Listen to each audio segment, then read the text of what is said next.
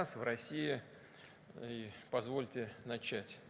Вы знаете, что в 2022 году наши предприниматели, компании, целые отрасли столкнулись с серьезными вызовами из-за действий некоторых, скажем так аккуратно, некоторых стран, или точнее их руководящих элит. Эти страны проявили себя как ненадежные партнеры, были поставлены под удар и даже разрушены многие производственные и логистические цепочки, кооперационные связи, которые нарабатывались десятилетиями. И мы часто слышим и в политической сфере, и в военной, и в экономической, что этими странами была поставлена задача нанести России стратегическое поражение, в том числе и на экономическом и технологическом направлении. Кардинально ослабить промышленность, финансы, сферу услуг нашей страны, создать на нашем рынке непреодолимый дефицит товаров, дестабилизировать рынок труда, снизить уровень жизни наших граждан. Очевидно, что эти планы потерпели крах, поражение. После сложного периода российская экономика не просто полностью восстановилась, но и обеспечивает качественные структурные изменения, что чрезвычайно важно, а может быть вообще является самым главным результатом нашей работы в сфере экономики за последние 2-3 года. Развивается технологический, производственный, логистический потенциал России, укрепляются связи с перспективными партнерами. В прошлом году валовый внутренний продукт России вырос на 3,6%. Это хорошо известно. А за январь-октябрь текущего года он увеличился на 4,1%. Причем главным образом рост сосредоточен в обрабатывающих отраслях производства, в секторах с высокой добавленной стоимостью. Так, за 10 месяцев наша обрабатывающая промышленность прибавила более 8%, а точнее 8,1%. В том числе опережающие темпы демонстрируют автопром и машиностроение. В высокотехнологичные секторы с высокой добавленной стоимостью и квалифицированными рабочими местами увеличивается и приток специалистов. Так, в сентябре количество занятых в IT-сфере выросло на 8,1% по сравнению с предыдущим годом, в обрабатывающей промышленности на почти 4%, на 3,9%. О структурных изменениях на рынке труда говорит снижение безработицы в регионах, где она была традиционно высока, а также увеличение занятости среди молодежи до 25 лет. Но мы знаем, что молодежная безработица – это проблема в очень многих странах мира. У нас тоже такая проблема существует, или, точнее сказать, уже существовала. Здесь уровень безработицы ниже 9%, хотя в определенное время, и совсем недавно, он зашкаливал за 20-25% в некоторых регионах страны. В целом в России рекордно низкий уровень безработицы, всего 2,3%. На фоне большинства ведущих экономик мира и развивающихся стран этот показатель является минимальным. Для примера, во многих государствах Европы он составляет 7% и выше, а у нас, повторю, чуть больше 2%. Ну, так, для сравнения, чтобы не было голословным, в Италии 7,6%, во Франции 7,3%, в Канаде поменьше 5,4%, в Греции 11%, в Бразилии 8%, в Швеции 7,6%. Рост экономики позитивно отражается на бюджетной системе.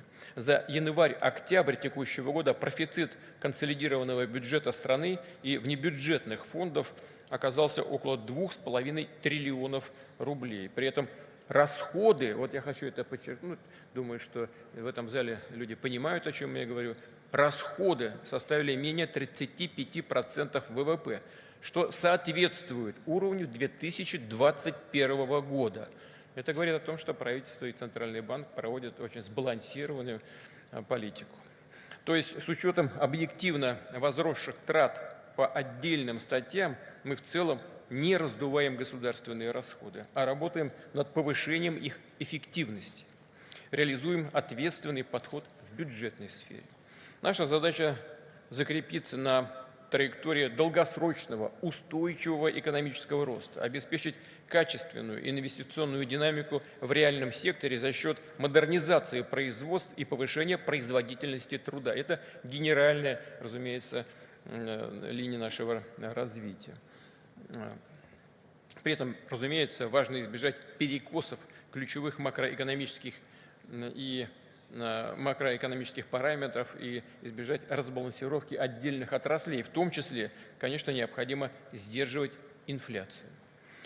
Пока она находится, вы знаете наверняка, на достаточно высоком уровне, в том числе по сравнению с теми странами, о которых я уже упоминал, у нас это 8,8% в годовом выражении. Чтобы добиться здесь позитивных результатов, необходимы скоординированные совместные действия правительства и Банка России. Подчеркну, это не призыв, не пожелание, а, думаю, прямое руководство к действию. Да, собственно, коллеги из ЦБ и из правительства это прекрасно понимают, и координация имеет место быть. Нужно правильно, разумеется, с умом использовать все инструменты экономической политики в борьбе с инфляцией. Не допускать при этом структурных перегибов, включая риски увеличения разрыва в доходах граждан и сокращения доходной базы регионов России. Уже говорил, магистральный ответ на инфляционный вызов, безусловно, именно основной магистральный ответ заключается в увеличении предложения товаров и услуг на рынке, чтобы их объем отвечал внутреннему спросу как со стороны граждан, так и бизнеса, который планирует модернизацию и расширение своего производства, расширение мощностей, вкладывается в стройку, в покупку оборудования, в проекты развития. В этой связи прошу правительство четче расставить приоритеты в мерах поддержки, которые оказываются отраслям из федерального бюджета, а также продолжить донастройку нормативной базы, снимать избыточные административные барьеры для работы бизнеса. Все эти механизмы должны в первую очередь работать на расширение выпуска продукции, на открытие производств, на укрепление технологического суверенитета России. Да, нужно учитывать, что мы действуем в объективных условиях сдерживания инфляции, реализуем жесткие подходы в бюджетной политике и должны соответствующим образом настраивать кредитную политику. Отмечу вместе с тем, что начиная с августа портфель розничных кредитов практически перестал расти. В свою очередь, в сегменте корпоративных кредитов рост продолжается. Думаю, здесь, в этой аудитории, не нужно объяснять, что в целом это на сегодняшнем этапе, в общем, тот результат, к которому мы и стремимся, в том числе и на путях сдерживания инфляции. Корпоративные кредиты все-таки растут. Это значит, что инвестиционные планы компаний реализуются, ну а в сегменте розничных кредитов, конечно, наблюдается определенное снижение. Ну, собственно говоря, финансовые и экономические власти к этому и стремились. Прошу коллег, безусловно, отслеживать всю динамику, не допускать резких колебаний и снижения кредитного портфеля банковской системы, а также обеспечивать такую его структуру, то есть сроки отрасли сектора экономики, куда привлекаются кредиты, чтобы она позволяла решать стратегические задачи, достигать национальных целей развития. В том числе важно обратить внимание на долговую нагрузку компаний с государственным участием. Мы в последнее время с коллегами об этом постоянно говорим. Она в последнее время заметно увеличилась. Это нагрузка. Конечно, здесь надо учитывать масштабные инвестиционные программы госкорпораций, а также социальные функции, которые они выполняют. Не буду здесь вдаваться в детали. Коллеги, российские коллеги прекрасно понимают, о чем я сейчас говорю. Уже поручил правительству совместно с Банком России принять решение по управлению кредитным портфелем компаний с госучастием, так, чтобы не допускать здесь чрезмерной долговой нагрузки и дисбаланса на рынке корпоративного кредитования в целом, в ущерб остальным отраслям или компаниям и предприятиям.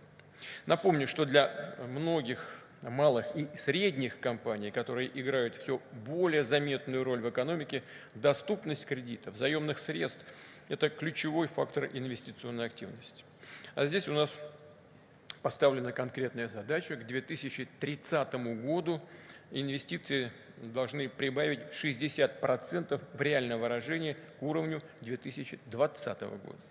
С учетом всех трудностей вложения в основной капитал российского бизнеса растут третий год подряд, несмотря на все проблемы, которые у нас возникают или которые нам пытаются создать извне. Приведу несколько цифр. В 2022 году прирост инвестиций составил 6,7%, в 2023 году уже 9,8%, а за 9 месяцев текущего года темпы сопоставимые, плюс 8,6%. Чтобы поддержать стремление бизнеса вкладываться в развитие, расширять мощности, создавать рабочие места, мы, безусловно, продолжим укреплять рынок капитала. Будем поддерживать выход компаний на биржу со своими ценными бумагами. К концу десятилетия капитализация российского фондового рынка должна увеличиться примерно вдвое и составить 2/3 валового внутреннего продукта. Отмечу, что только в текущем году в России состоялось 19 первичных и вторичных размещений акций. Эмитенты смогли привлечь 102 миллиарда рублей. Результат вполне удовлетворительный, хороший, но в масштабах всей страны небольшой. Повторю, российский рынок капитала должен активнее участвовать в финансировании проектов развития и структурных изменений нашей экономики. Правительству совместно с Центральным банком необходимо подготовить пакет дополнительных стимулирующих мер для эмитентов акций, чтобы выход на фондовый рынок стал для них более выгодным и интересным. В том числе нужно повысить спрос на ценные бумаги, обеспечив эффективную защиту прав инвесторов и необходимую информационную прозрачность компаний. Напомню в этой связи, что поручения на этот счет уже давались, нужно активизировать, усилить работу по этим направлениям. Уважаемые коллеги, на что хотел бы еще обратить внимание. Сегодня на рынок акций выходят преимущественно небольшие компании, тогда как многие крупные организации, лидеры в своих отраслях на фондовом рынке не представлены до сих пор. Это значит, меры поддержки эмитентов должны учитывать как запросы малого бизнеса, перспективных стартапов, так и стимулировать крупный бизнес к размещению своих акций.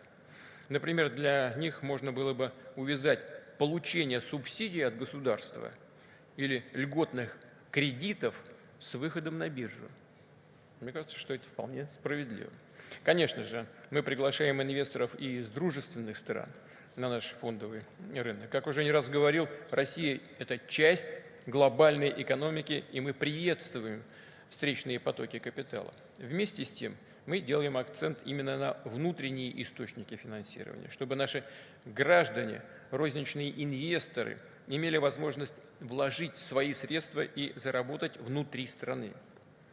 А такие вложения, их доходность были бы не менее привлекательны, чем открытие банковских депозитов. Сегодня, по оценкам экспертов, свыше 32 миллионов граждан России проявляют интерес к покупке ценных бумаг. Общий объем их активов превышает 9 триллионов рублей. За последние несколько лет были приняты важные решения, чтобы обеспечить приток на рынок так называемых длинных денег, расширить набор соответствующих инструментов. Так, в этом году запущена программа поддержки добровольных долгосрочных сбережений граждан. Взносы на них застрахованы и софинансируются государством, а на внесенные средства можно получить налоговый вычет. По состоянию на 22 ноября в программе долгосрочных сбережений приняли участие свыше 2 миллионов 100 тысяч вкладчиков. Привлечено 145 миллиардов рублей. Напомню, что здесь поставлена более амбициозная цель. В 2026 году сумма привлеченных средств в рамках программы должна превысить 1% ВВП, то есть составить не менее 2 триллионов 300 миллиардов рублей. И в дальнейшем она должна неуклонно расти. Добавлю, что для накопления средств граждан в текущем году появились так называемые индивидуальные инвестиционные счета третьего типа. С их помощью можно вкладывать в долгую, совершать операции на фондовом рынке и при этом получать налоговые льготы. Предлагаю дополнить функционал этого инструмента, сделать так, чтобы инвестор мог выбрать счет для зачисления дивидендов по акциям, учтенным на индивидуальных инвест-счетах. То есть мог использовать полученный доход по своему усмотрению и, что важно, в любое время. Безусловно, такой инструмент регулирования повысит интерес потенциальных инвесторов к этой работе совместно с государством в данном случае. Также отмечу, что с 1 января 2025 года будет запущено долевое страхование жизни граждан. По сути, здесь совмещаются принцип классического страхования и инвестирования, когда гражданин одновременно вкладывает средства в активы, в акции, получает от них доход и при этом страхует свою жизнь и здоровье. Как мы и договаривались, нужно гарантировать возврат этих средств, предусмотреть их государственное страхование на сумму 2 800 000 рублей. И кроме того, нужно предложить меры налогового стимулирования, прежде всего налоговые вычеты на внесенные суммы. Соответствующие федеральные законы я прошу подготовить и принять в ближайшее время. Добавлю, есть предложение создать такой финансовый механизм, который станет настоящим семейным инструментом сбережений, позволит получать налоговый вычет всем работающим членам семьи. Соответственно, размер средств, подпадающих под такой вычет, должен увеличиваться как минимум до 1 миллиона рублей в год. И прошу правительство вместе с Банком России определить параметры этого механизма поддержки семей и реализовать эти решения. Уважаемые коллеги, российская банковская система, фондовый рынок динамично развиваются на базе современных технологий. Примерно 3/4 наших взрослых граждан используют мобильные телефоны. Интернет для перевода средств с банковских счетов для различных финансовых сервисов. Более 80% расчетов за товары и услуги в нашей экономике проводятся в безналичной форме. При этом Банк России поэтапно внедряет цифровой рубль. В рамках пилотного проекта отработано пополнение средств и переводы цифровых рублей между физическими и юридическими лицами. Проект уже охватывает свыше 9000 граждан и 1200 компаний. Их число продолжает расти. Как и договаривались, со следующего года расчеты с помощью цифрового рубля должны использоваться в системе федерального бюджета. А с 1 июля 2025 года такая возможность должна быть и в масштабах всей страны. Здесь несколько слов скажу об использовании рубля на международных расчетах. Мы продолжаем создавать инфраструктуру, которая должна сделать такие операции более удобными для бизнеса, сократить издержки. В том числе планируется внедрить экспериментальный правовой режим, чтобы банки могли отладить способы удаленной идентификации клиентов, конечно, не создавая при этом рисков в части антиотмывочного законодательства. Кроме того, будем применять гибкий подход при постановке нерезидентов на налоговый учет, по аналогии с тем, как уже работают наши банки, открывая счета для таких компаний. Прошу правительства ускорить подготовку соответствующих документов, а Государственную Думу обеспечить их принятие в ближайшее время, в ближайшие месяцы. Отмечу, что уровень цифровизации финансовых услуг в России превышает общемировой, что подтверждает высокую технологичность этой сферы отечественной экономики, ее устремленность в будущее, умение ставить большие цели и работать на опережение. По оценкам экспертов, одним из главных долгосрочных факторов глобального роста станет внедрение национальной цифровой инфраструктуры в финансовом секторе. В некоторых юрисдикциях, например, в странах Евросоюза, в Австралии, в Сингапуре, пока осваиваются только отдельные элементы такой инфраструктуры. А у нас в России уже сформированы и успешно работают все ее элементы. И это не только большое достижение наших разработчиков, специалистов, но и серьезное конкурентное преимущество отечественной экономики, мощный рычаг ее развития в современном мире. Лидерские позиции России в финансовых технологиях позволяют нам гибко выстраивать отношения с зарубежными партнерами, продвигать интеграционные проекты, получать выгоду от сопряжения экономических потенциалов наших стран. В том числе имею в виду работу над инвестиционной платформой, которую мы ведем сейчас с коллегами по БРИКС. Ну, начинаем, во всяком случае, эту работу.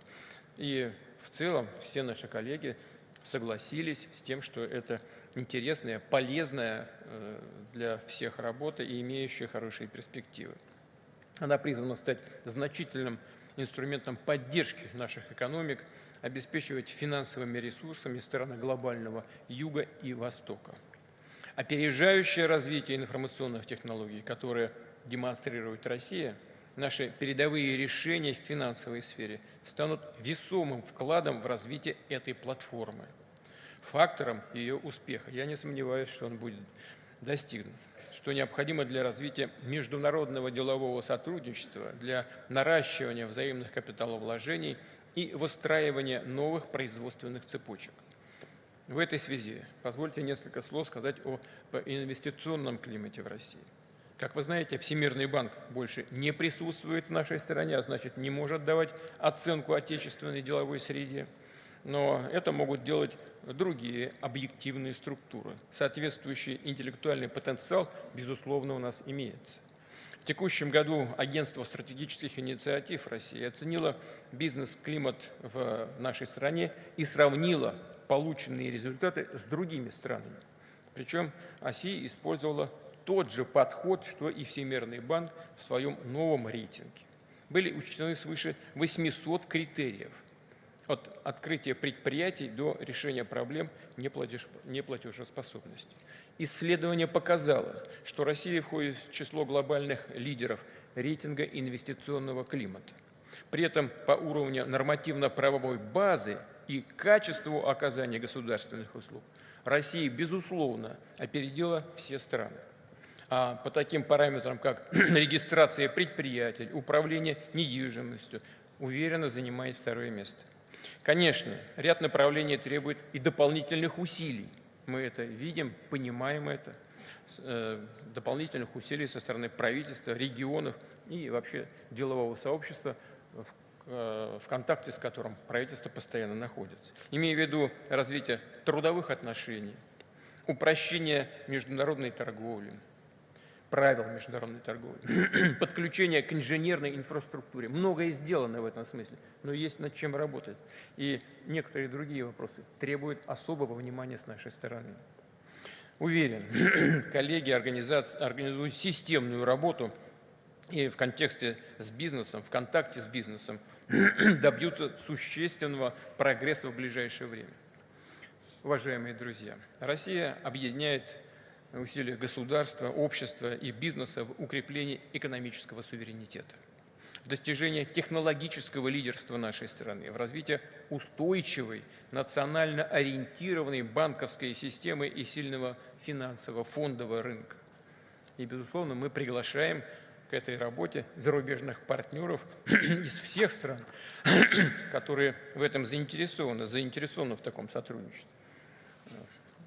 И, безусловно, такие устремления будут поддерживаться на всех уровнях государственного управления Российской Федерации.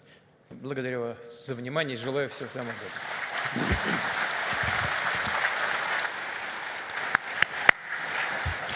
Уважаемый Владимир Владимирович, я хотел бы еще раз высказать свою глубокую благодарность за то, что вы вновь принимаете участие в нашем форуме. Это уже 15-е выступление на нашем 15-м форуме. Но поскольку форум у нас такой почти юбилейный, 15-й, и поскольку аудитория за эти годы достаточно серьезно изменилась, я бы хотел буквально в течение 2-3 минут рассказать историю появления нашего форума и историю появления вашего участия на этом форуме тоже. Это был далекий 2009 год, самый разгар мирового финансового кризиса, который пришел к нам из Соединенных Штатов. Теперь мы знаем, вообще вся тьма оттуда приходит.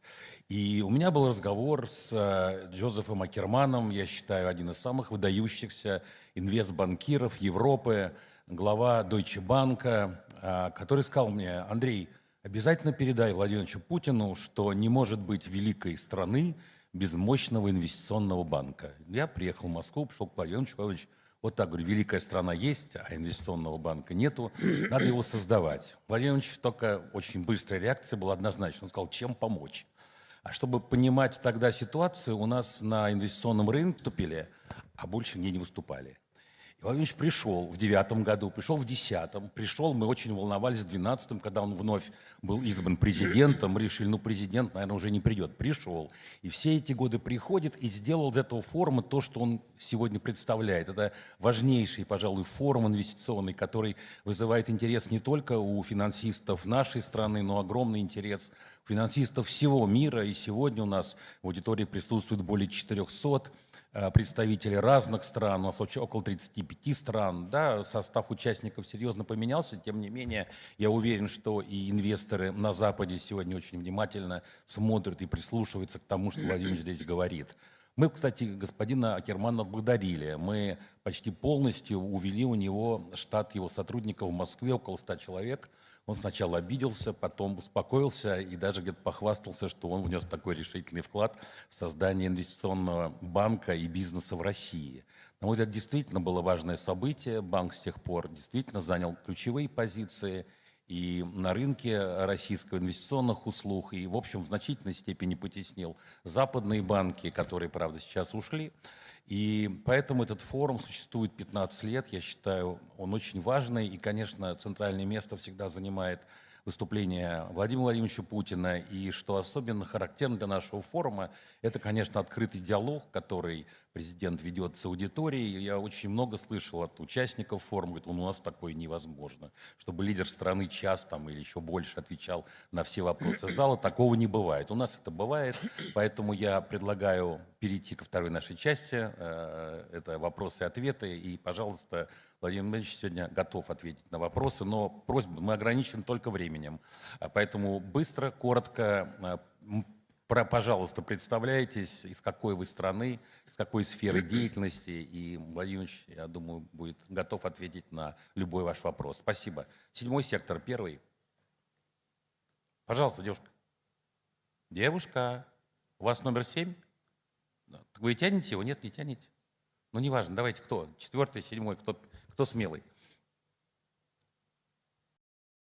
Вот уже 4-й опередил, хорошо. Good evening, and thank you very much for giving me the opportunity to ask you, from my point of view, very interesting. Where are you from, please? Actually, I'm from Germany, and I'm the manager, CEO, and main share of a investment company in Germany. So thank you very much for giving me the opportunity to ask you a question.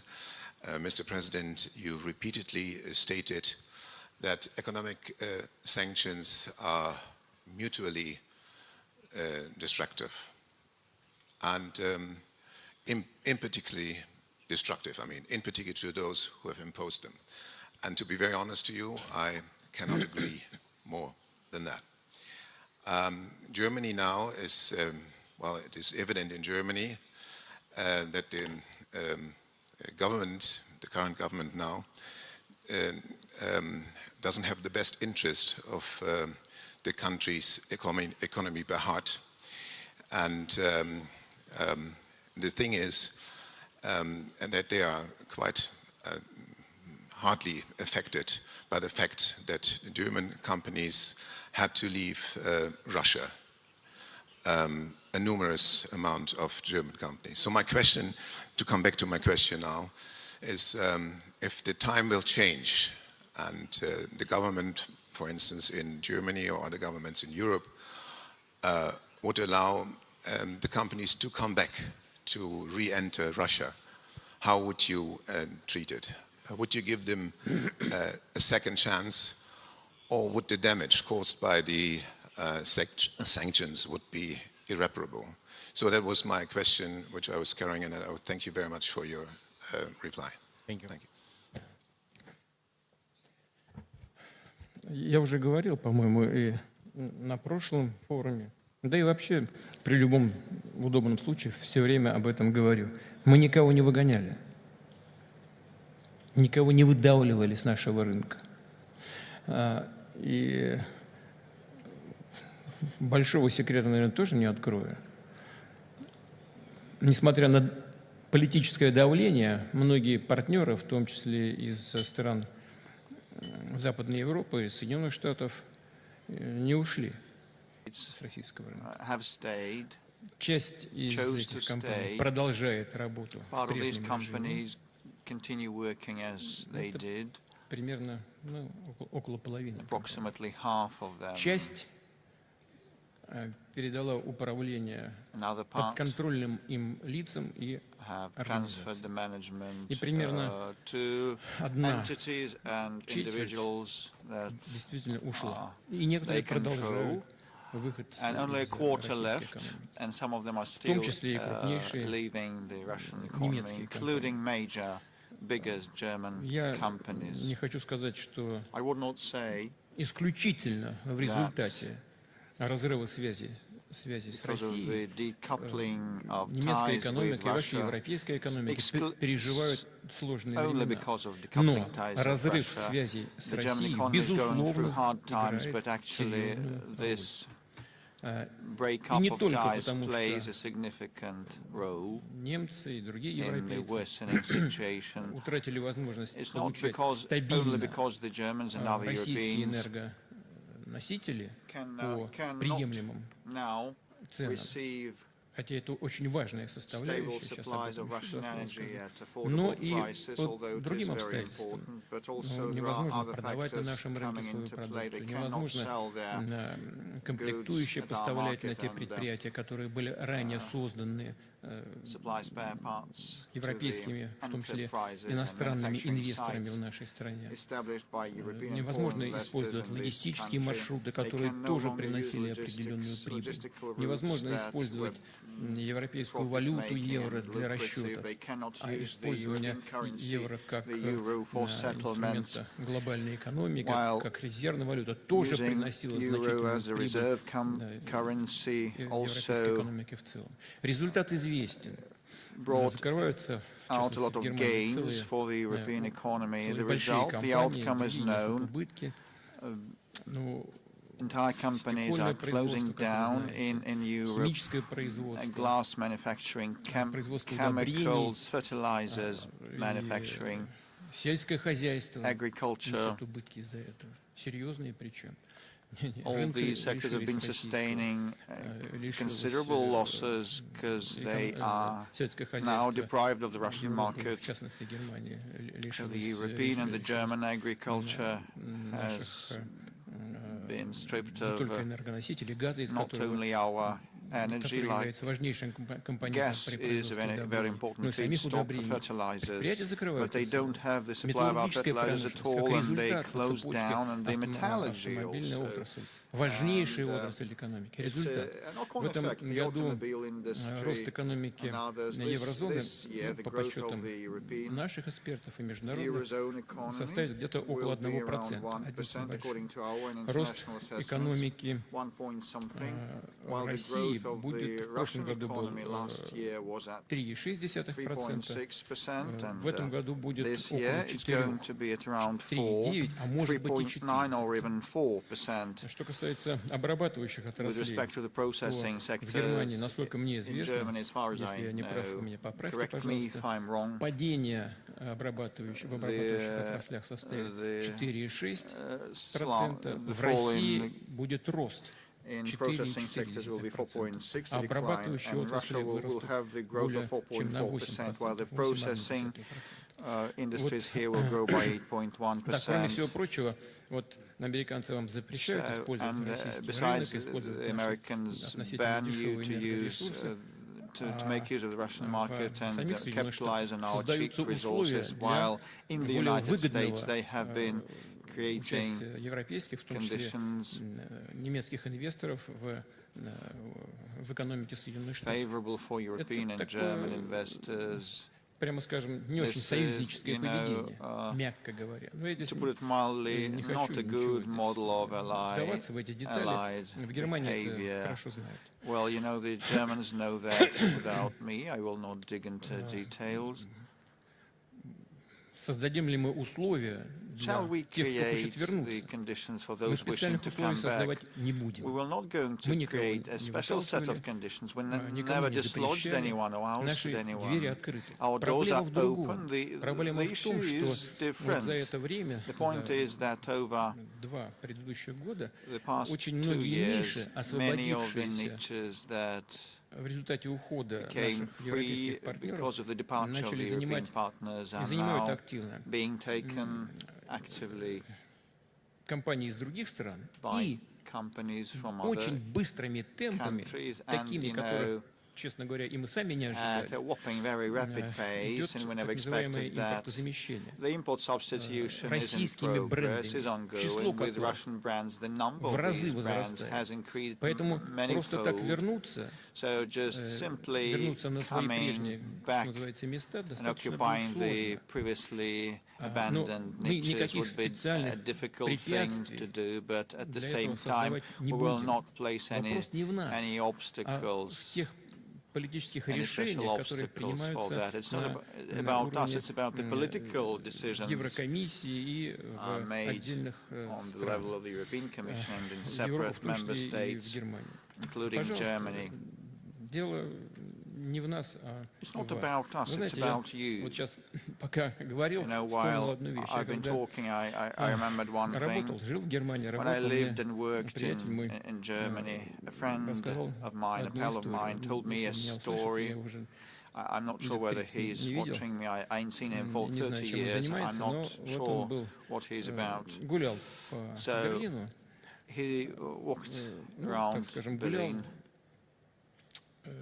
Не просто в развлекательных целях, а по служебной необходимости. It was not a leisure activity, but you know he was on a mission, so to say. So he approached the bank of the Spree River and he saw a German old man fishing. He asked him, "So, is your fishing okay? Do you have a lot of catch?" "No." There was a pause, and the fellow of mine asked why.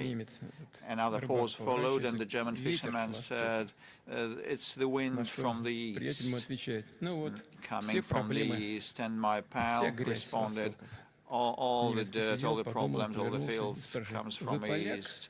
And the German fisherman spared a minute to think it over, and then he asked, "Are you a Pole?" My pal said, no, I'm not, I'm worse. And the German fisherman rose his eyebrows, looked blankly, and never said a thing. So why am I quoting this story? Now, you know, everything coming from the East is better from what comes from the West. Look at the conditions established by your traditional partners in business environment. But, you know, our doors keep being open. With Germany for decades, we have had good relations. We had a great deal of mutual understanding, and you know, the distinctive characteristic of German investors and investments was that they did not seek rapid gains, rapid profits. They wanted to play long term, and now Volkswagen has a lot of problems. Why have they left this market? They could have worked here, and they could have sold their cars here, and they would have supplied spare parts and components, getting wonderful revenue. We never pursued any non-market regulation measures, although you cannot call some non-market things a regulation. We never created any obstacles for our German friends, such as those pursued in other places like environmental investigations and other things. Now you can blame Volkswagen managers on anything, but you know, probably one should look at one's own mistakes. I'm not talking about the regulators on the governmental level making decisions, but now they blame the managers, the management, and the employees of Volkswagen that are on strike in droves, and you know, their plants are closing down and people are fired, thousands of them. So for this not to happen, one should not be guided by political motives in economic decisions. And the main point I want to emphasize, you represent the Federal Republic of Germany. Why are you asking a question in English? Speak German. The main point is, the main thing is the level of sovereignty. So you'd better speak German. We don't have the German interpretation. Oh, come on, don't deceive me. You wanted to add something. No, you also wanted to say something else.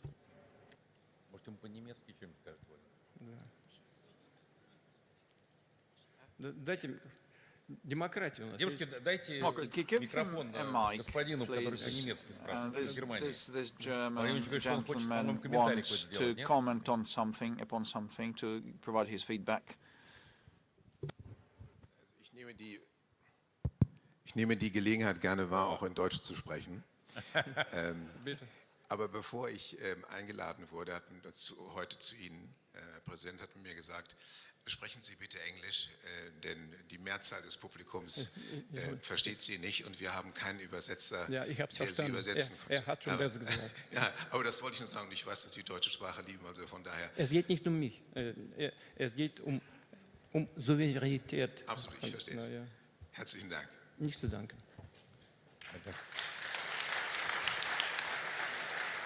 Да, как бриллианты в руке сказали бы непереводимая игра слов. Так, пожалуйста. Наш гость сказал, что его предупредили о том, что нет переводчика с немецкого. He just said that he was warned that there is no German interpreter available now, and I responded that it's not about an interpreter. The main thing is sovereignty. Был у господина Шрёдера на дне рождения. I was at Mr. Schröder's place at his birthday party in Hanover. And it was a modest party, but very decent one. Everybody spoke English, and even the girls choir in Hanover performed in English. What a shame. So this is the point. This sovereignty level should be at your heart. So it starts from there. I would not like to start this discussion right now. We are to discuss economic matters here. Так, пожалуйста, первый сектор, да? Okay, sector one, please. Next question. Mr. President, thank you very much. Wasim Hamad, I'm a CEO of a pharmaceutical company from the Sultanate of Oman. My question is regarding Russia's motivation for southward turn. How strategic and long-term is it? And if we take aside the large economies like China and India, does Russia have a tangible interest in pursuing economical relations with smaller economies in the global south? And my second part of the question, Mr. President, if we assume a scenario of normalization, not necessarily political, but at least getting back into normal business relations with the West, do you expect Russia to still consider Global South as a priority? Thank you, Mr. President.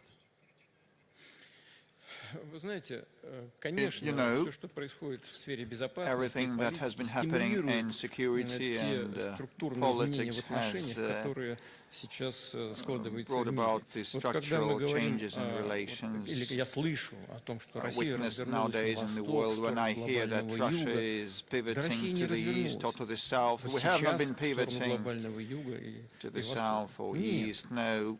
Россия давно, начиная с 2000-х годов, имея в виду тенденции мирового развития, развития мировой экономики, этим занимается спокойно, поэтапно. Мы уже давно это делаем.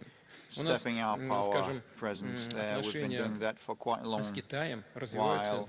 Our relations with China have been developing irrespective of what, for instance, has been happening in Ukraine. Long before that, China became our major, biggest economic partner. Now we have said that Russia will maintain relations and ties with big economies, but what happens to if normalization with the global West takes place, although the West is the global West is inexistent, its share in global GDP has been shrinking constantly, but the share of global South and the East keeps increasing. And according to the IMF and the World Bank data, the pace of growth of emerging and developing economies is 2 times higher than that of what we call developed countries. A twofold difference. And some of the economies have been growing at a stunning rate. Look at Ethiopia. Over the past 10 years, they have grown by 118 or 120%. It's phenomenal. It's unique. Bangladesh, 80-something% of growth. And many other economies in the global South and East have been growing similarly. On similar levels, so we naturally look to those directions and places where we see a lot of growth and where we see a greater number of our prospective partners that pay no heed to the invectives from the side. And you know, with respect to third countries cooperating with us, you know, people from whom those threats emanate have been trained in Cambridge and Oxford. They have good education and a good background, but they should be smart and clever, but from judging by what they've been doing, I have doubts, or probably they might be well educated and clever and smart, but something prevents them from responding expeditiously to what has been happening globally. So probably this is snobbery, a haughty attitude. You know, they believe that they can do anything, but the world is changing, and the world is changing, and they cannot do whatever they want. So with their action, they have been adding pace to the multipolar world creation, which has become inevitable. More and more countries and international affairs and economic actors are aware that looking at the powerful markets with a high technological level is important, but partnering with these is insufficient at this point. So something more is needed. So I hope that at a certain point of time we normalize our relations with our Western partners, because first and foremost because they will be interested in that, and we also have interest in that. So despite this possible and I hope inevitable process of normalization, a big part of our volume with our today's friendly partners and countries will be in place, because it is inevitable. Thank you very much indeed. Who goes next? Sector 7. Right, please be more proactive. Nala Krabova, member of the Board of Azerbaijan. Mr. President, thank you very much for your presentation. Thank you for being with us. Now, how do you see prospects for using the potential of the BRICS countries to create a joint or common digital infrastructure. Do you think it would be possible to come up with a common international digital payments system in this context? I wonder if independent developers who would like to be part of this project could count on your support. Thank you very much. This is a very interesting topic and very important. We try to pay attention to it with our colleagues from BRICS, not just because someone is creating problems for us. They are serious and they impede our activities if we're speaking about settlements. However, the main thing is that the world economy is developing. Our relations are developing. I was answering to a question of your colleague, and I just said that we are developing relations with big countries, big economies. The number of partners increases, and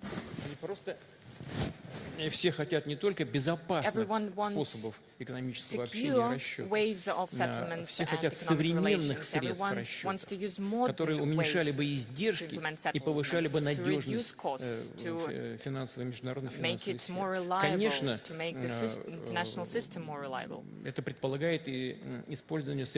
means the use of modern technologies, digital technologies. This is what we are going to do without any doubt. We are talking not only about the creation of digital settlement systems. In the context of BRICS, we proposed to our partners, and they supported it in general, to create a digital investment platform,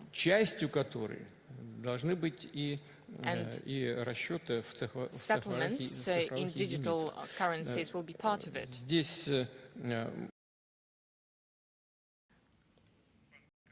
On the basis of BRICS Development Bank, we are currently creating it. We spoke about this in Kazan with representatives from China, from India, Brazil, with all the partners.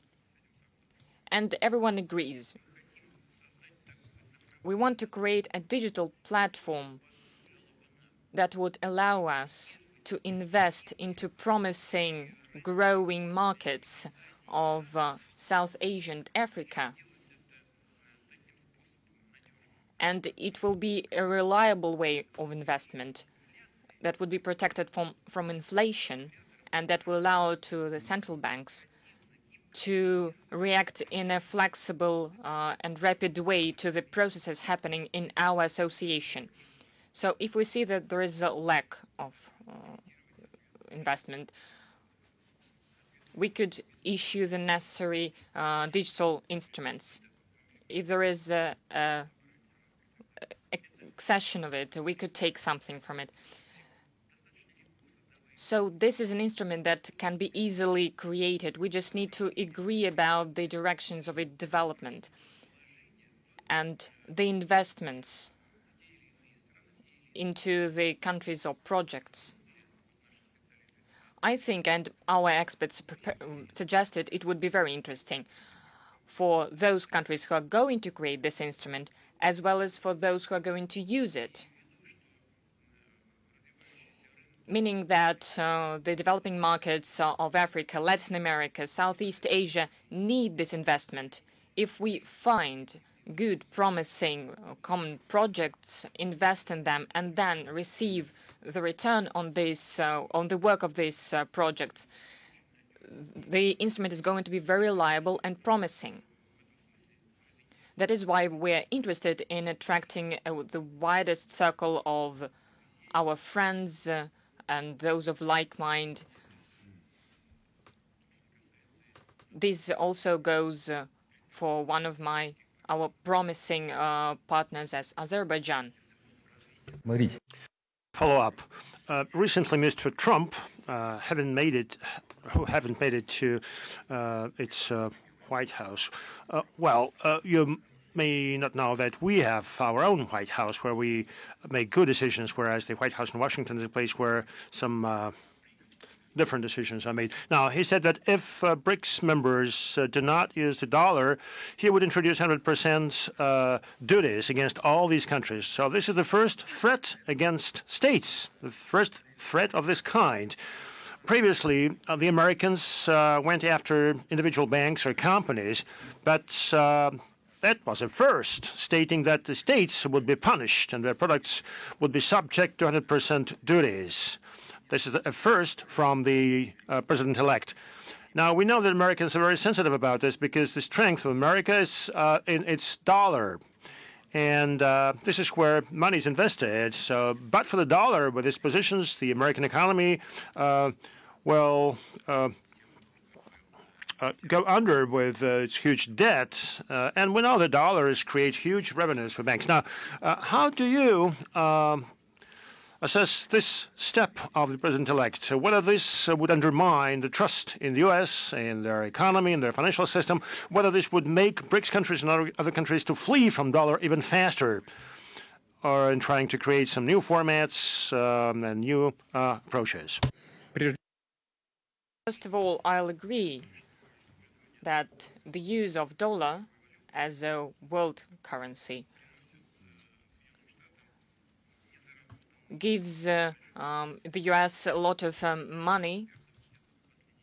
In the last 10 years, they received $10 trillion, just like that, from the skies, for the fact that the dollar is used as the reserve currency.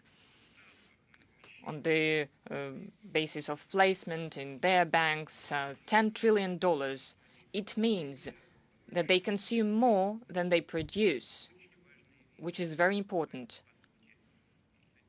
In fact, thanks to the dollar, the US continue to exploit other economies of the world for their own benefit. Many people do not think about it, but this is important, and I'll agree with you on that. The second thing, you said that the President-elect Trump threatened that those who will not use dollar will introduce duties or sanctions. As I understand, he didn't say it like that. I understand that when we speak about the US, it provokes some certain reaction. Well, as far as according to what I've seen, well, I don't have much time to watch. But I said that if someone wants to restrict the use of dollar, they will react. This is not the same. One thing is to prohibit the use of dollar, and the other thing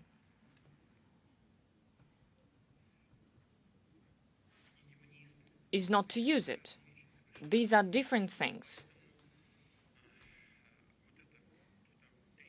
And the third, President-elect hasn't governed the country, has not been in the White House for 4 years. And there were certain changes in the economy, in the world economy, during this time, and as well as in the American economy.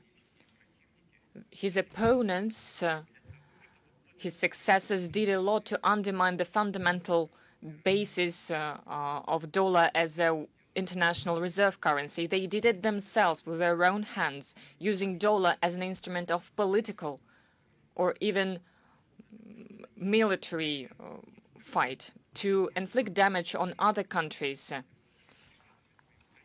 Because the government of the US considers that their opponents, for instance, against us, they started introducing restrictions. The share of the US in the world economy is reducing. And it means that the influence of dollar on world economic processes is also reducing. That is why, quite naturally, we see processes with the use of other instruments. For instance, Bitcoin. Who can prohibit the use of it? No one. Or the use of other electronic ways of settlements. No one can ban the use of them because these are new technologies. Anything can happen with dollar. These instruments will continue developing because everyone will try to reduce costs and to make these instruments more reliable. This is inevitable. And dollar has nothing to do with it.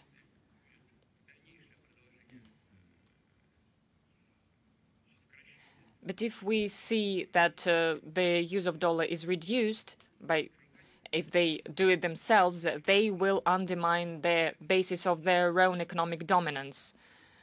This is obvious, and I absolutely agree with you on that. We never refused to use dollar.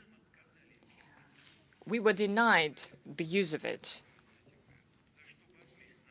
As we say that we fight for something, and then this results in problems, and now we have to think what to do next. This comes from the fact that they are too confident of themselves, and this is unacceptable. We need to understand the processes that are happening in the world. Based on that understanding, we should establish our policy, including on the international level. This is happening in a very natural way. Even the countries that are allies of the US reduce their gold and currency reserves in dollars and in euros. In the last 10 years, the reduction was around 13%. Well, this is a big figure. And this is happening naturally. No one will be able to undo these processes with the use of sanctions or using force that are destructive for the economy. Those who do it, and especially for those who do it. Very much. I hope that when you talk to him, you will explain this to him. Look, Mr. Trump is a person who doesn't need any advice or recommendations. Okay, thank you. Who goes next? Sector 4, please. Go ahead. Here's the mic. Mr. President, good evening. Distinguished colleagues, I represent Yitsindao, a Chinese company. It's a state multi-purpose conglomerate. I'd like to ask you, recently, the Central Bank of Russia has lost about 1/2 of its gold and currency reserves because they've been blocked. Yet, it doesn't seem to have resulted in any serious implications. So it appears that the reserves are not needed. So why accumulate those reserves? Thank you for your question. You know, this is a logical question. Why to accumulate these reserves if they can be stolen so easily? Well, China has big gold and currency reserves in securities in the US. We see what is happening. They're being reduced gradually. Why to accumulate them if they can be lost so easily? No one thought about that before, if that can be done so easily. Everyone thought that those people who make decisions in economy are very conservative and understand their own risks if they undermine these international legal norms in this sphere. However, the US and the Europeans decided to do that. They blocked these assets, but they haven't stolen it. They haven't made the last step. From our side, we had to take the respective measures. To use the so-called C accounts to send the dividends of the companies that work in our country there. We are not really delighted about this because we had to do it. We were forced to do it. Around $200 billion that are being in Europe, 100 billion, around $100 billion. Well, in total, $300 billion. There are more in Europe than in the US. Well, as for the taking of these assets and using them, they haven't done it yet. Why? This is the instrument to reduce risks if there are changes in the financial market. when there are exceeding incomes and the state takes this income. When there is less income, then the state can use this money to implement its obligations in the economy and the social sphere. So this is the instrument of alleviation, and we use this instrument. Well, this is an objective question, what to do with this money. And in general, the countries who did this, not to avoid this Dutch disease, and when the state does not understand the risks and starts to use this money, and the inflation grows and very sharply because the economy does not generate enough goods inside the country that are produced inside the country, so that the money that is in the economy would correspond to it, and we see as a result the hyperinflation.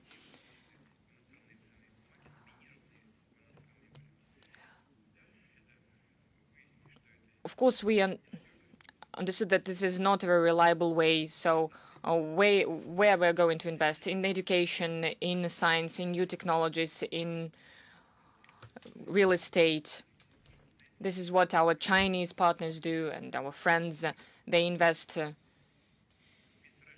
in the fields of in mineral resources. So these material assets are more reliable than financial instruments of other countries. And as we see, they use these instruments for their political goals. I've said it already, I think that they use it to their own detriment, but this is their own choice. They can do whatever they want, and we need to do what is needed to ensure our own interests. And I think that investment in technologies, in education, in science, in logistics is the most reliable investment. Very much. Next question, please. Right.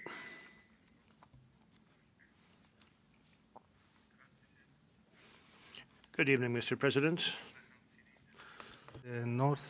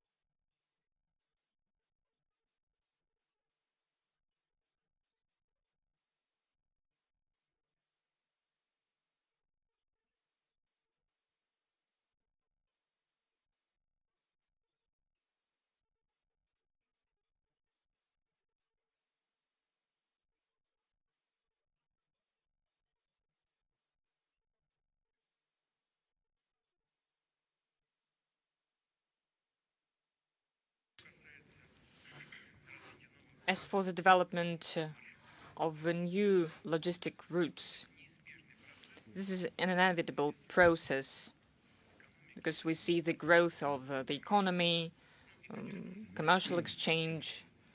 It is stimulated by the fact that we are being created problems by other countries in this sphere.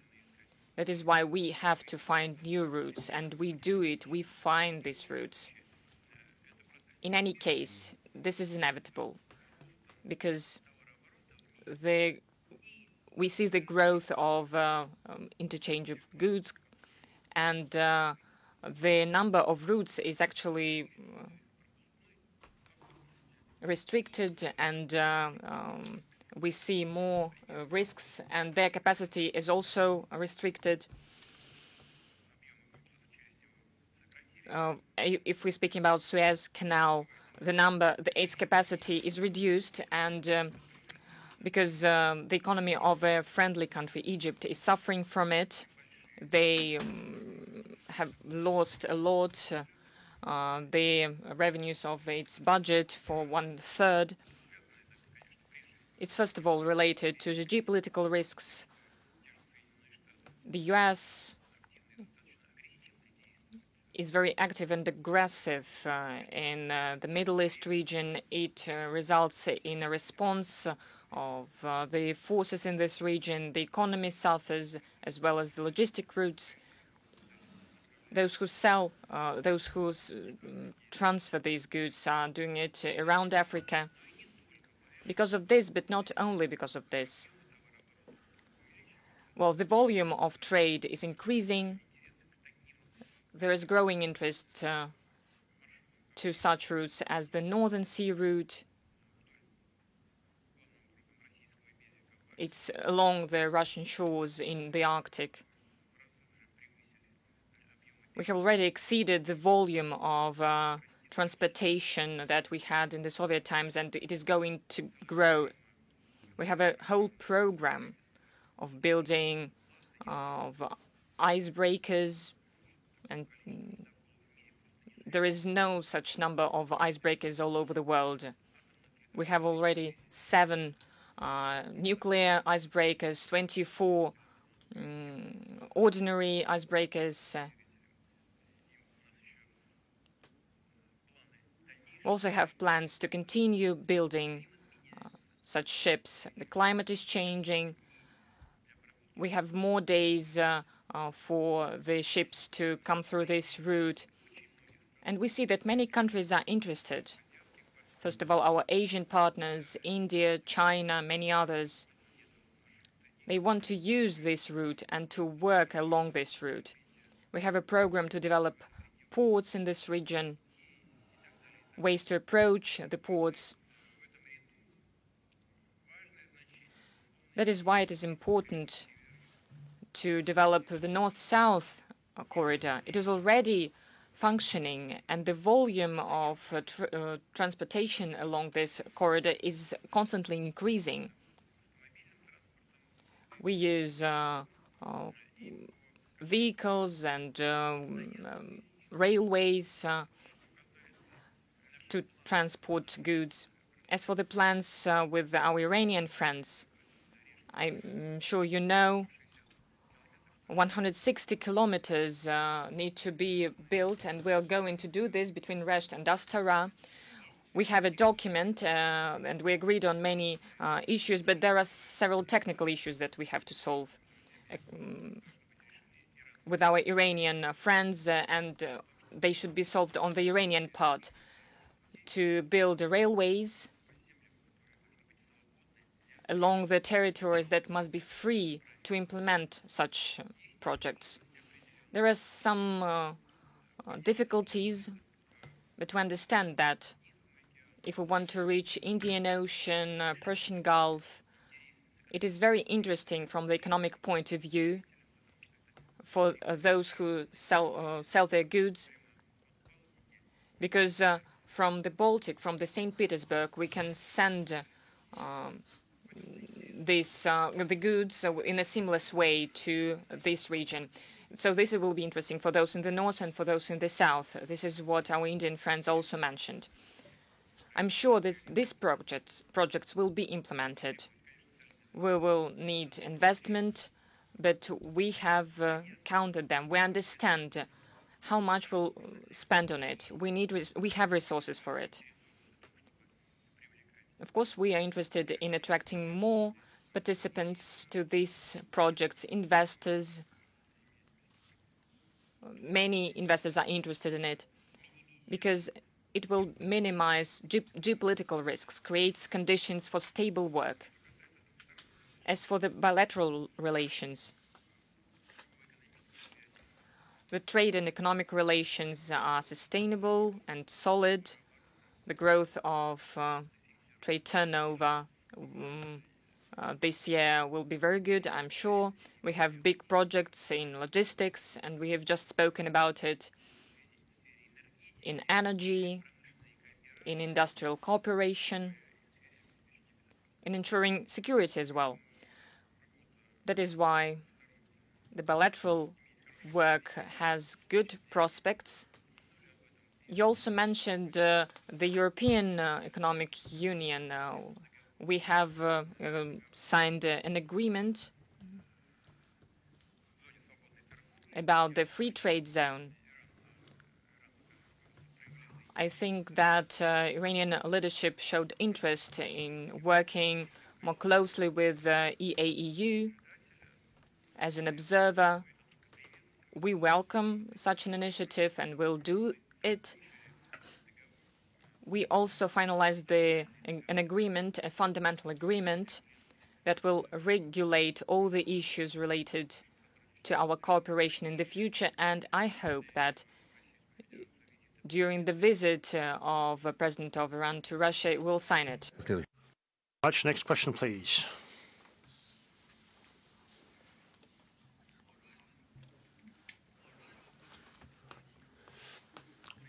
Distinguished Mr. President, good evening. I'm Hen Shu. I'm the founder of the Russian-Chinese digital trade platform, TIFO. This year, we celebrated 31 years since I've been living and working between two countries, Russia and China. And over the period, I could see with my own eyes how you, with your will and stamina, help create a modern Russia, a new Russia. So on behalf of the Chinese business, I would like to express our deep respect to you.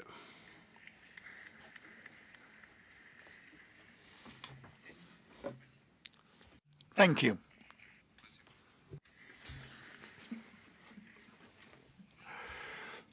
I got a question. It's not a very tricky question. It's an easy question. Now, on the streets, we see more and more new Chinese cars, vehicles, but the majority of those vehicles are supplied from Russia as is. Now, my question is, do you plan to either partially or fully localize the manufacturing of Chinese vehicles in Russia, so that the cooperation between Russia and China would be based not only on trade but also on industry? Thank you. Well, yes, indeed. Our Chinese friends and us began cooperation in automobile industry not yesterday, but back in 2015 or even prior to that. We had discussions, but in 2015 we established first manufacturing sites in Tula and Kaluga regions. But that has or had to do not with the fact that the German manufacturers wanted to leave us, but, you know, the Chinese car manufacturers are now making cars and vehicles better and cheaper than those of Europe. So the measures to fight the Chinese car manufacturing sector of Europe and other markets, we believe, are totally wrong and inappropriate and damaging for the global car manufacturing industry. They will not yield any political benefits because they will inevitably reduce the competitiveness of those producers with whom China has been competing. So the Chinese items and vehicles have become cheaper and higher in quality. Our Chinese friends have been able to attract the most promising and the best professionals, including coming from the nations that had a lead in the global automotive industry. And the Chinese have been able, with their help, to establish and create and design competitive products. But like any other country, like any economy in the world, we want to see the maximum level of localization so that the components of vehicles are produced domestically at our manufacturing sites. For that, a very well-known instrument of special investment contract has been around for long, and the support from the government is in direct relationship with the level of localization. So I will not go into detail with respect to how many benefits you may receive and what the rate of localization should be. These are minor details, but you know the work is ongoing, and we have been cooperating in this vein with our Chinese friends, and everybody has a favorable attitude to that, but it's about the pace and the volume of governmental support. But actually, we will come to terms with our Chinese friends as we do come to terms in other areas. And I'd like to now congratulate the Chinese manufacturers on the wonderful, brilliant results in the automobile sector. Thank you very much. Thank you very much. Next question, Sector 8, please. Yeah, Sector 8, please, go ahead.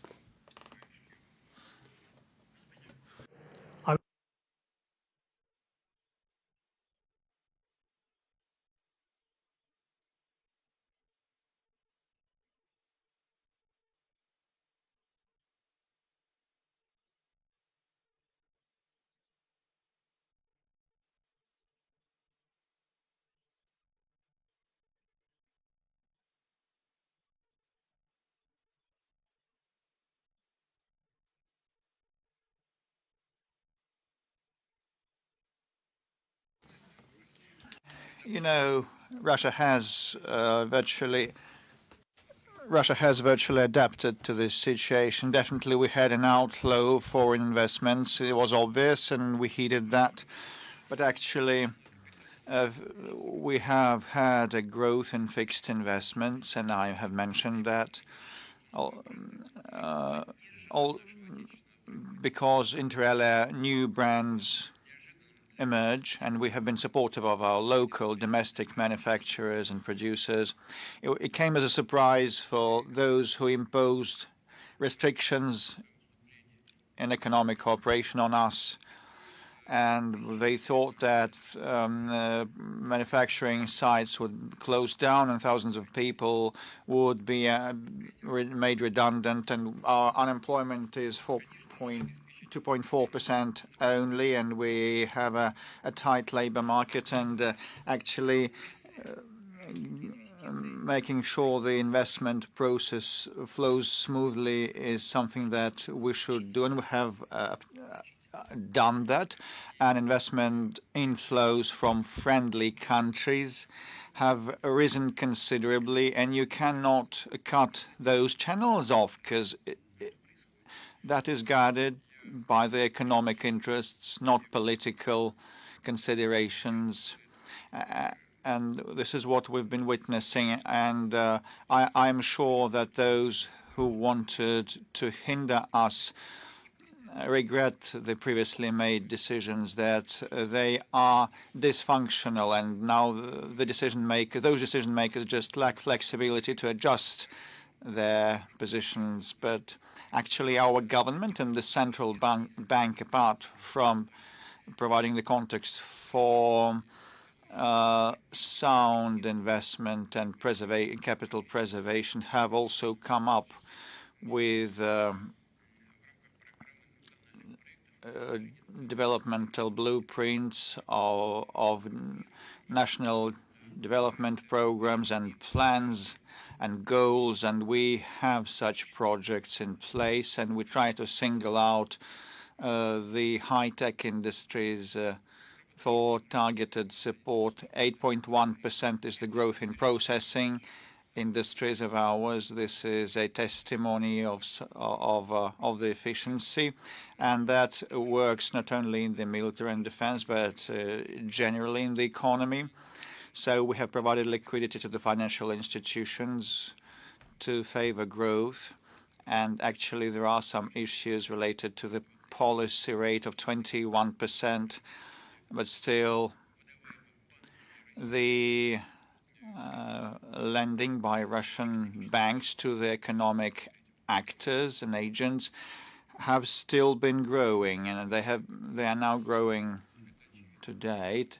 We can talk about issues and problems, but investments are on the rise, and we've been able to do so inter alia because at the initial stage we guaranteed an uninterrupted operation of Russian national financial institutions. So it is a well-known toolkit, and you can familiarize yourselves with it, and we've been applying all these measures to attain the results you have now mentioned, and I confirm that it is true. We've been working for about an hour and a half. Let's take two more questions. Who is bold enough? People around. Please, go ahead. Mr. President.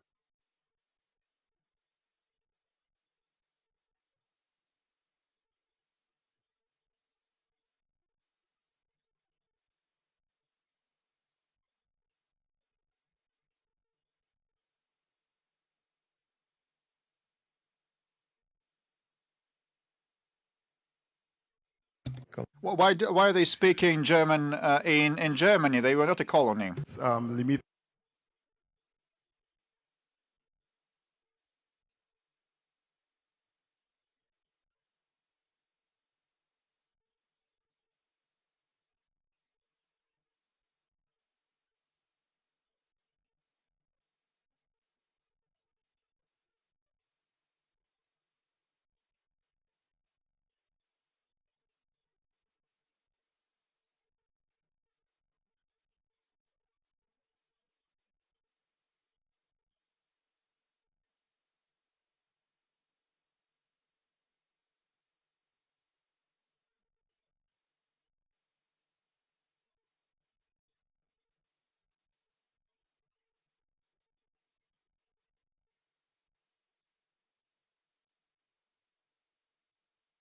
Thank you very much.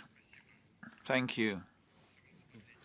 Well, in particular for the final part of your statement, for the final comment, as regards Nigeria, it is one of the biggest economies, rapidly developing, with very good prospects in Nigeria. So the economy has been diversifying, and we welcome that. We are happy for you, and we are sure your country will develop equally rapidly in future. As regards the growth in bilateral trade, I just repeat what I said before. The African continent has a lot of promise in terms of development. You know about all the problems existent in Africa, but the prospects are brilliant. And these are not our opinions and assessments. They belong to the global expert community, including the Western experts. Many friends of mine from Germany and other European nations tell me that they also want to enter the African continent and be more active there.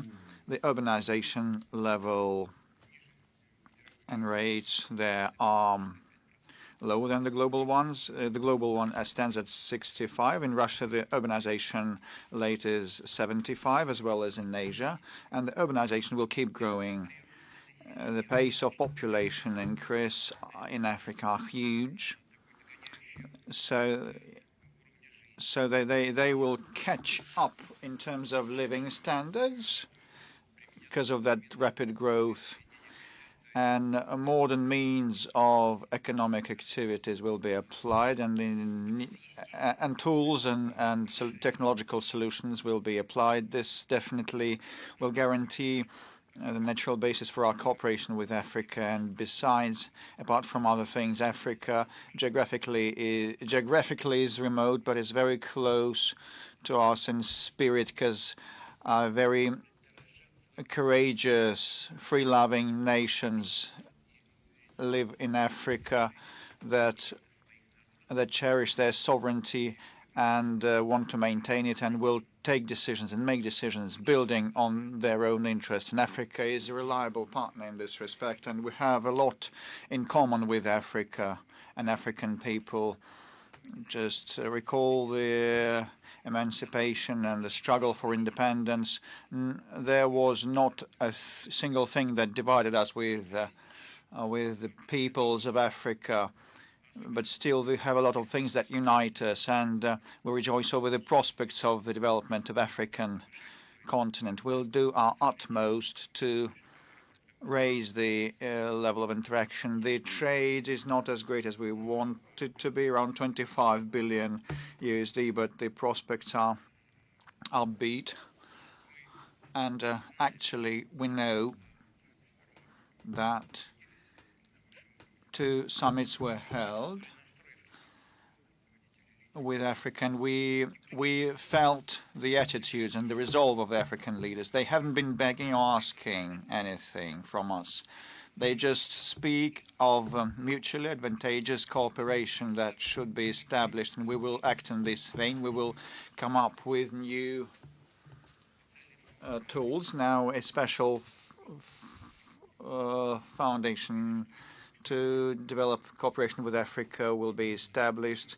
I'm sure that both bilaterally and working with different African integration groups, we will step up our efforts and our work.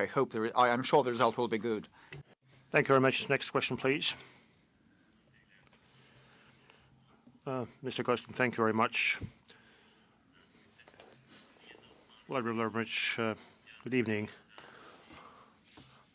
I was born in Turkey. I studied in Turkey, but over the past 15 years, I've been living and working in Russia. My company is called Baltic Destroy Alliance. Here's my question. There are many ways in the world to deal with inflation, all the way from ignoring the fact down to very strict regulation, price regulation. In Russia, this is a prerogative of a fairly independent central bank. I wonder if you could explain the reasons as to why Russia chose this model to manage inflation. You're from Turkey, right? Okay, yes. I understand why you're concerned with inflation. Yes, indeed. The rate of inflation in Turkey is around 80%, quite a high one. Well, it fluctuates around 80%. Lower? Is it lower? Lower than 50? Good, good. Congratulations. Not long ago it was at 80. It stood at 80. Now it's at 50. Actually, it's good progress, good headway, and the pace of reduction is high. So I congratulate the financial authorities of Turkey with this good result, because you had it at 80, now it's 50. Good. With respect to how the work is being done in Russia, well, in conformity with the Russian legislation, the central bank has its own scope, not overlapping with the scope of the federal government in fight against inflation and regulation. So the main goal,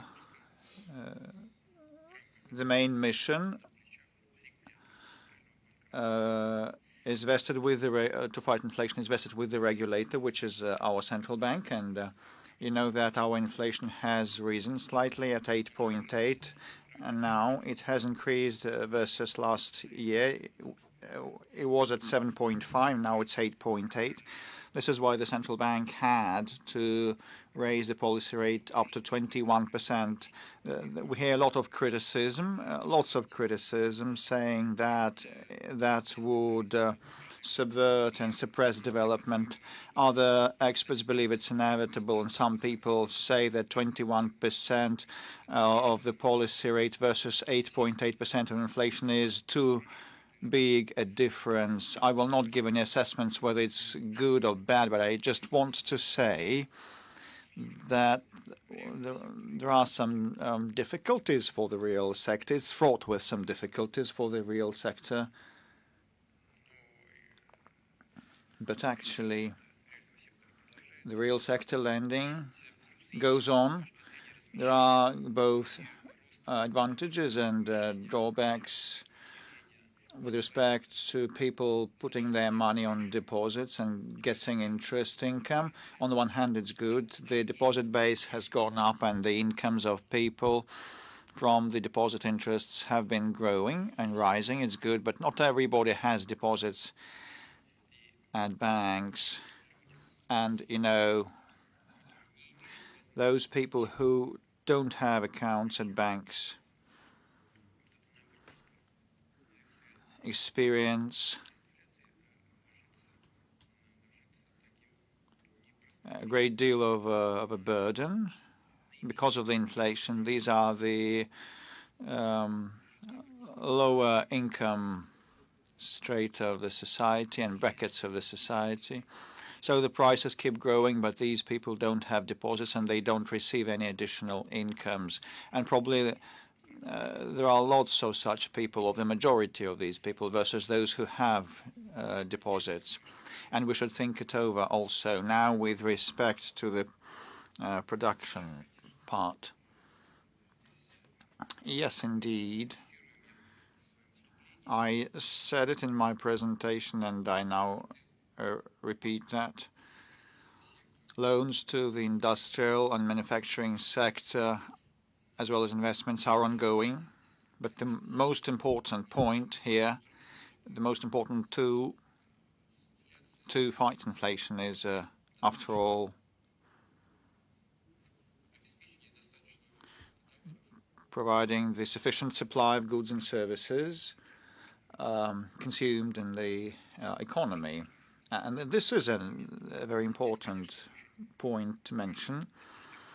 And definitely we should strike a proper balance between the development of our economy and the inflow of supply of goods and services in the necessary volume and at a good price. And the inflation would be declining to the needed target parameter, which is 4%. By a certain year, I hope we will be able to attain that. But the main thing is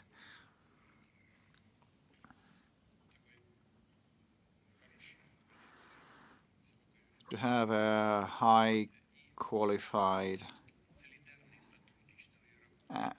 and joint work between the central bank and the government, despite the fact that their functions, their powers in the legislation are separated, and under the law the central bank is independent, and we will work in this vein, in this paradigm. We will not mingle the scope of the regulator and the powers of the government.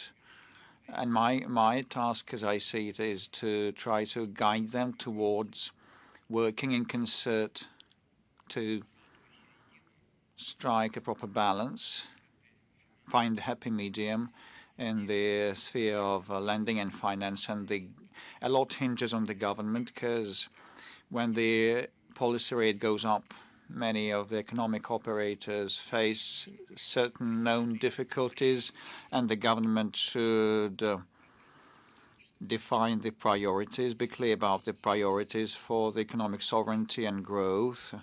And there is a toolkit for the government to resort to provide for the strategic interests of the Russian economy and its development. The Industry Development Fund and others are existent that receive preferential lending rates. So the toolkit of the instruments used by the central bank and the toolkit used by the government to maintain the economic growth and technological sovereignty and development, we need them to be in alignment, and for that joint work is needed between the regulator, which is central bank, and the government.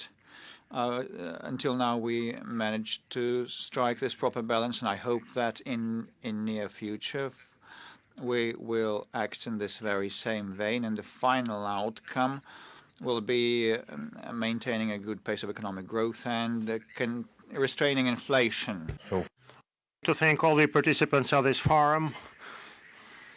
I would like to thank our speakers at our morning session, Mr. Rishkin, Madam Nabiulna. Oh, you've got the mic, please. 你好。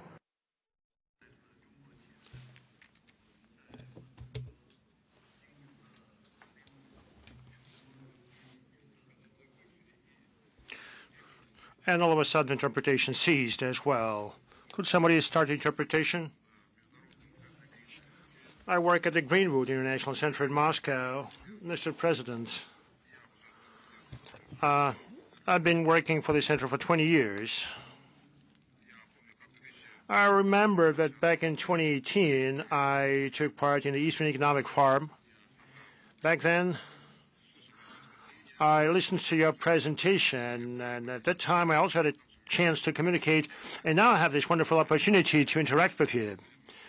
Over the past 25 years, our Greenwood Center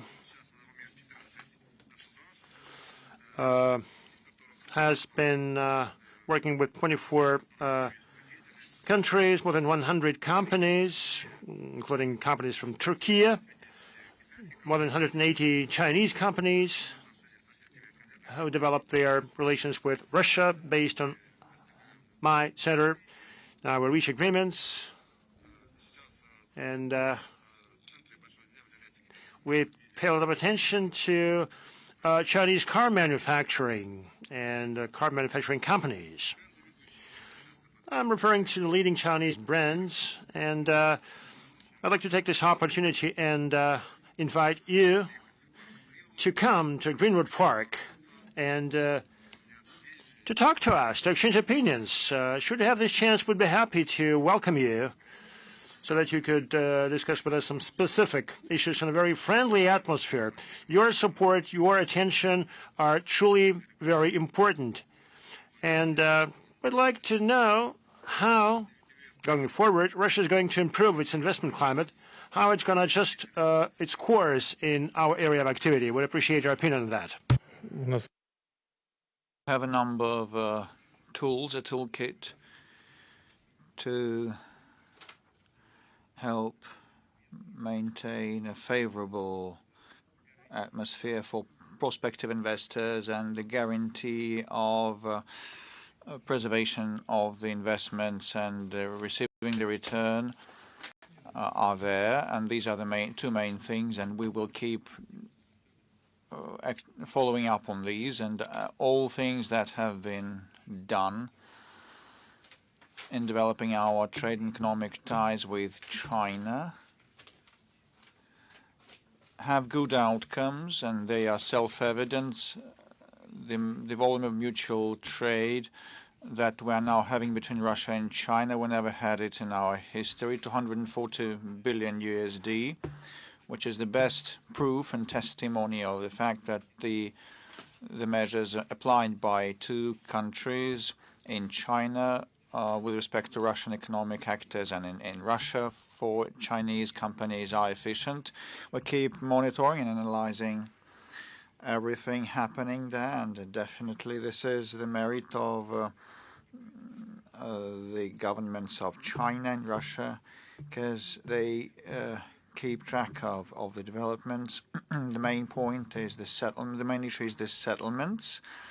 One, it's no secret, and we know what it was caused by, but actually 90% of our trade is denominated in national currencies of ours, in the RMB and the ruble, and we will use digital and electronic capabilities of central banks now. Our central banks are pursuing active work, and apart from that, the investment platform of BRICS and many other tools will be used by us so that our cooperation is safe, reliable, and would create a lot of prospects for future development. Thank you for this proposal to visit your structure. You said you would provide a good atmosphere for the discussions. I know how it's going to look like. One day I will go there. This side, please, this flank, please, and this will be the final. You choose. On this, someone has risen. Good evening.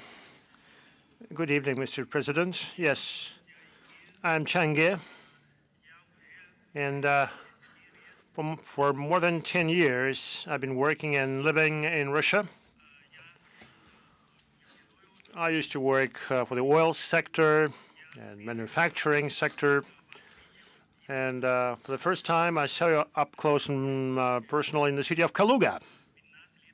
It was like 15 years ago. Currently, I am an official trade representative of the Jiangsu province of China in Russia. As you may be aware, interregional cooperation is crucial for economic development. And my question is about visas. What kind of measures could be made by Russia in the near future, in the coming years, to simplify international travel, in particular for business purposes, for touristic purposes, for studying? And what is Russia's policy in terms of supporting family members of foreigners working in Russia on long tours, including minors, when they have to get visas and they have to get admitted to educational institutions? And I also would like to invite you to visit Jiangxi province of China. You know, we have a saying in China: there is paradise in the skies, and there is Jiangxi on the ground. So we're waiting for you.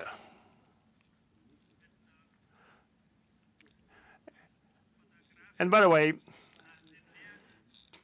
this is what I've just said. So there is paradise in the sky, and there is Jiangxi on the earth. Thank you very much. It is an important question relating to those individuals who have been pursuing a practical interaction between Russia and the PRC. Such people as you attain the results that I have mentioned. And there are several points you mentioned, the visa support, and we've been doing that, and all these questions are resolved upon the principles of reciprocity in all countries. But with our Chinese friends, we are more advanced than with others, and we'll keep acting in this vein. The second point, which is also important, I'm in agreement with you here either. It's about regional cooperation, and the volume of interaction between the regions of Russia and the regions of China keeps increasing, and this is natural because people know each other personally. They visit each other and they know what the economic situation in those regions is, and they see potential for development. All the heads of Russian regions bordering on China and on the respective provinces in China, and even not bordering but pursuing regional cooperation, they confirm that. So it is actually very important to provide the necessary context and the conditions for people who have been promoting the mutual interest on both sides, and definitely cater to their family members. But I want to note that the family members of international workers living permanently in Russia have a right to study at Russian educational establishments, and family members also can have a job. They have a right to get a job. Well, probably we should keep analyzing what has been happening and seek and find additional opportunities to support such individuals who have a professional perspective on that, because they deal with that on a day-to-day basis. This is their bread and butter. And you have mentioned the Chinese saying about Jiangsu province, and I also recall another proverb: the higher you nest, the farther you see. So you are nested quite high, and you can see these problems well enough. I've made notes, jotted down things, and the very final question from here. Yes, we'll pass the mic over there. Please stand up. No, you just can stop that. It will not be over. I'm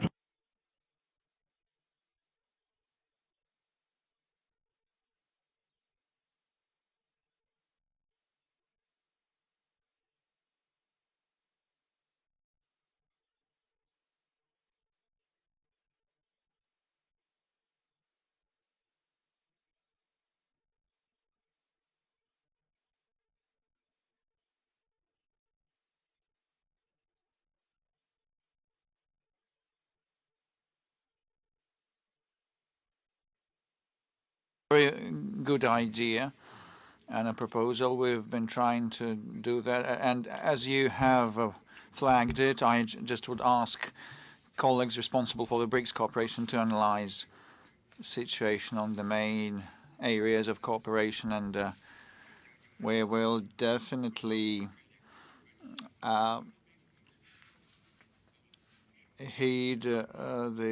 draw the attention of the Brazilian colleagues who will chair BRICS next year. For us, it is of special relevance because as part of the import substitution program, we see the advent of very many new Russian brands substituting the brands by Western partners that voluntarily left our markets, departed from our market, and our local manufacturers are quite successful, not only in consumer goods but also IT and high-tech vendors, and in agriculture too. The number of our manufacturers and agricultural producers, keeps growing. In 1988, the USSR imported grains to the amount of $35 billion, and last year we exported grains to the tune of $66 billion, and to a large extent that is the merit of our farmers and producers in all the sectors of the Russian Federation, including in high-tech ones. There is an acute need to expand the opportunities to sell and export their products. I know that Prime Minister Modi has a similar program, Make in India, and this is a very similar program to ours, and we would be ready to place our manufacturing sites in India. Also, the biggest investment in the Indian economy to the tune of $20 billion by Rosneft happened not long ago, and the Prime Minister of India and the government of India have been creating stable conditions, and this is because the Indian leadership has been pursuing India comes first policy, and we believe that investments in India are profitable. Thank you very much. We are thankful to you. We'll work it through. Thank you very much.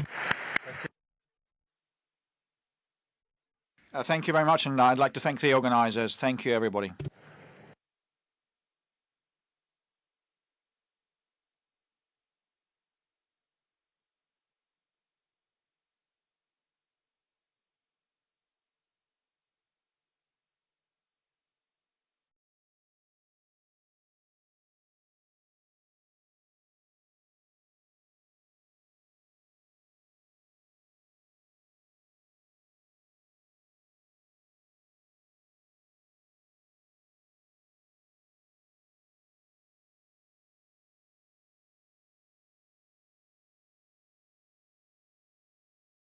стран мира, чтобы помочь завязать новые контакты, наметить перспективные проекты. И, конечно, чтобы обсудить ключевые тенденции как на глобальных рынках, так и в российской экономике. Именно с оценки положения дел у нас, в России, и позвольте начать. Вы знаете, что в 2022 году наши предприниматели, компании, целые отрасли столкнулись с серьезными вызовами из-за действий некоторых, скажем так аккуратно, некоторых стран, или точнее их руководящих элит. Эти страны проявили себя как ненадежные партнеры, были поставлены под удар и даже разрушены многие производственные и логистические цепочки, кооперационные связи, которые нарабатывались десятилетиями. И мы часто слышим и в политической сфере, и в военной, и в экономической, что этими странами была поставлена задача нанести России стратегическое поражение, в том числе и на экономическом и технологическом направлении. Кардинально ослабить промышленность, финансы, сферу услуг нашей страны, создать на нашем рынке непреодолимый дефицит товаров, дестабилизировать рынок труда, снизить уровень жизни наших граждан. Очевидно, что эти планы потерпели крах, поражение. После сложного периода российская экономика не просто полностью восстановилась, но и обеспечивает качественные структурные изменения, что чрезвычайно важно, а может быть вообще является самым главным результатом нашей работы в сфере экономики за последние 2-3 года. Развивается технологический, производственный, логистический потенциал России, укрепляются связи с перспективными партнерами. В прошлом году валовый внутренний продукт России вырос на 3,6%. Это хорошо известно. А за январь-октябрь текущего года он увеличился на 4,1%. Причем главным образом рост сосредоточен в обрабатывающих отраслях производства, в секторах с высокой добавленной стоимостью. Так, за 10 месяцев наша обрабатывающая промышленность прибавила более 8%, а точнее 8,1%. В том числе опережающие темпы демонстрируют автопром и машиностроение. В высокотехнологичные секторы с высокой добавленной стоимостью и квалифицированными рабочими местами увеличивается и приток специалистов. Так, в сентябре количество занятых в IT-сфере выросло на 8,1%. Тенденции мирового развития мировой экономики, этим занимаются спокойно, поэтапно. Мы уже давно это делаем. У нас, скажем, отношения с Китаем развиваются вне зависимости от тех событий, которые происходят, скажем, на украинском направлении. Китай уже давно до этого стал нашим крупнейшим торгово-экономическим партнером. Вы сейчас сказали о том, что вот хорошо, с большими странами, с большими экономиками у России сохранятся отношения. А что будет в случае нормализации отношений с глобальным, скажем, Западом? Хотя глобального Запада не существует, но все становится менее и менее глобальным, потому что его доля в мировом ВВП постоянно сокращается. Is in existence, its share in global GDP has been shrinking constantly, but the share of global South and the East keeps increasing. And according to the IMF and the World Bank data, the pace of growth of emerging and developing economies is 2 times higher than that of what we call developed countries. A twofold difference, and some of the economies have been growing at a stunning rate. Look at Ethiopia. Over the past 10 years, they have grown by 118 or 120%. It's phenomenal. It's unique. Bangladesh, 80-something% of growth. Вот также развиваются очень многие экономики других стран глобального Юга и Востока. Поэтому мы естественным образом ориентируемся туда, где мы наблюдаем рост, on similar levels. So we и где naturally look увеличивается to количество those наших партнеров, directions and places причем where не we see a lot of оглядывающихся growth на and оклики where со стороны. we see a Кстати greater говоря, number of что our касается вот этих prospective ограничений, partners that pay no угроз heed санкций в to the отношении третьих стран, invectives которые с нами from сотрудничают. Вы понимаете, что the происходит? side. And you know, Это with люди, respect которые to first to занимаются third этим. У countries них вроде бы хорошее cooperating образование. with Они us, там всякие you Оксфорды know, заканчивают. people from whom Кембриджи и those так threats emanate И have вроде бы должны быть умными людьми. been trained in Cambridge and Но Oxford. They из того, have что они good делают, я education даже and a good не background, понимаю, but they являются ли should они be такими. Или, может быть, они и smart and образованные, clever, but и from умные, judging by what но им they've been doing, что-то I have мешает, doubts, чтобы or probably they might быстро и be эффективно well реагировать на educated реально and clever and происходящие smart, but изменения в something мире. prevents them from А что им responding мешает? Это вот такое, знаете, expeditiously то, to что what has в been народе happening называют зазнайство.